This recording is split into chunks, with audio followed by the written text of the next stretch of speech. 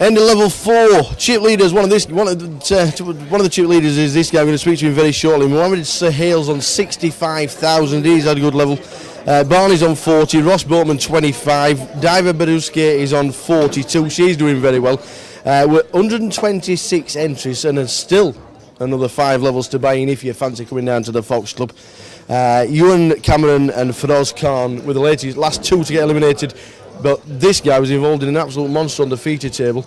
The guys watching the whole cards at home, commenting on the hand. A bit of a cooler for Jeff in the end.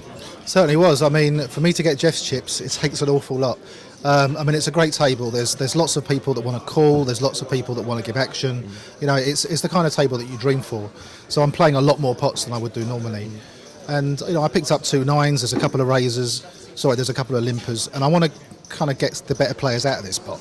So I make a standard raise, and I get a few callers. I think there's 5 of us to the flop, and it comes 7 7 8. Sorry, 7 8 8. So I continue to bet 1100. I got 2 callers. The Chinese guy Chuck, who I fancy can have a bit of anything, but you know, he's not the kind of player you really want to bluff in a pot. And Jeff calls. Now, when Jeff calls, there's lots of hands that he can have, right? And I've got a lot of respect for him. A very, very good player. But when the 9 pops off on the turn, it makes my decision a little bit easier. Yeah.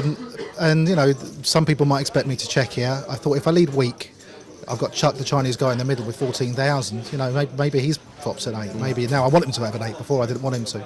And so I've led for 22. And now the Chinese guy makes it 6,000. Yeah. It's got 7 behind, and Jeff calls all in. I mean, some people might want a Hollywood here, but me, I think I call quite quickly. But I just said call. I didn't want to push all in. I'm expecting the Chinese guy to put the rest in as well.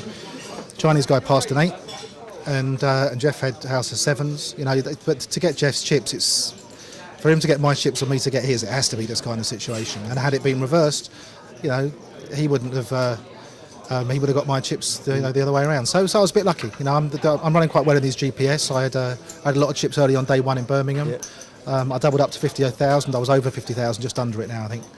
And still a great table. You know, so the structure in these events is brilliant, and they're very well run. They could do with a couple more waitresses if anyone's listening. But the structure themselves and the staff and the dealers doing a great job. Yeah. And let's hope I make it through to day 2 again. A great decision to make it 3 day ones. Well, they have to. I mean, you know, the support this event's got. I've got 125 or 130 entrants today. I guarantee you on Friday they will be queuing out of the door, and there will be people disappointed that they haven't got in as an alternate. And they'll be cursing, and they'll be saying, oh, you should put more tables on. Come down on day 1. Come down day 1A. Well, great start for you. Yet again, always good to see you at the tables. Keep it going, Joe. Take it easy. Cheers, buddy. Thanks, mate.